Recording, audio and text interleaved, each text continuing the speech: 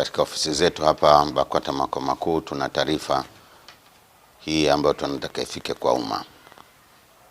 Baraza la Ulama BAKWATA leo tarehe 14 mwezi wa 7 2026 limekutana katika kikao cha dharura chini ya Kaimu Mufti Sheikh Ali Khamis Ngeruko ambaye pia ni naibu kadhi mkuu wa Tanzania. Katika kikao hicho Baraza la Ulama limeazimia kuwasimamisha mashekhe wa mikoa mitatu kutokana na mienendo yao inayokiuka misingi ya kiuongozi ya baraza. Mashekhe hao waliosimamishwa ni kama hivi ifuatavyo: moja, Sheikh Walid Al-Had Kawambwa, Sheikh wa mkoa wa Dar es Salaam. Mbili, Sheikh Isa Nasr Isa, Sheikh wa mkoa wa Singida. Tatu, Sheikh Hassan Kiburwa, Sheikh wa mkoa wa Kigoma.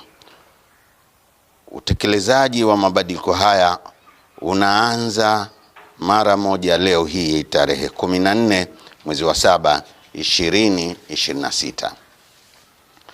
Aidha, Mheshimiwa Mufti na Sheikh mkuu wa Tanzania Sheikh Dr. Abubakar Zuberi Mbwana amewakaimisha mashekhe wafuatao kushika nyadhifa hizo kama ifuatavyo: Sheikh Abbas Ramadhani Abbas, mjumbe wa baraza la mashekhe mkoa wa Dar es Salaam, amekaimishwa kuwa kaimu shekhe wa mkoa wa Dar es Salaam.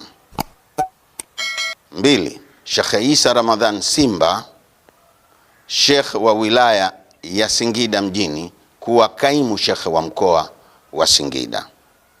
Tatu, Sheikh Uwais Muhammad Kiumbe, mwenyekiti wa halmashauri ya mkoa wa Kigoma, kuwa kaimu shekhe wa mkoa wa Kigoma. Aidha, tunaelekeza ofisi ya katibu mkuu kusimamia makabidhiano ya ofisi hizo ndani ya muda mfupi. Mimi Sheikh Hassan Saidi Chizenga, katibu wa Baraza la Ulama.